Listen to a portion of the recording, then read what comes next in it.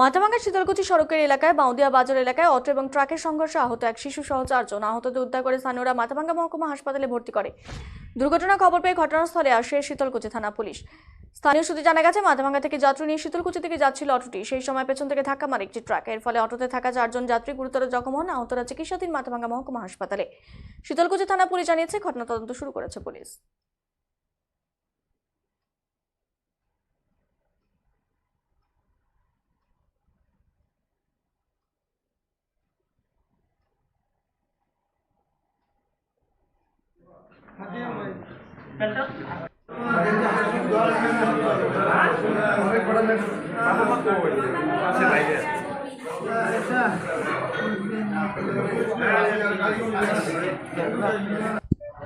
আমি তো ঘুমাইতেছিলাম, জানি না কি পিক আপ গাড়ি মনে হয় এসে লাগাইতেছে।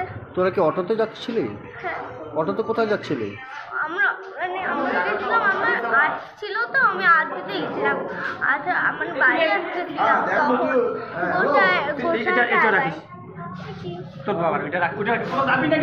হ্যাঁ হ্যাঁ, তোরা কি মানে শীতলকুচির থেকে মাথাভাঙা আসতেছিলি না? না, মাথা মাথা করতে যাইতেছিলাম। সেই সময় ওই একটা পিক আপ তোকে মেরে দিছে, তাতে কয়জন আহত হয়েছে?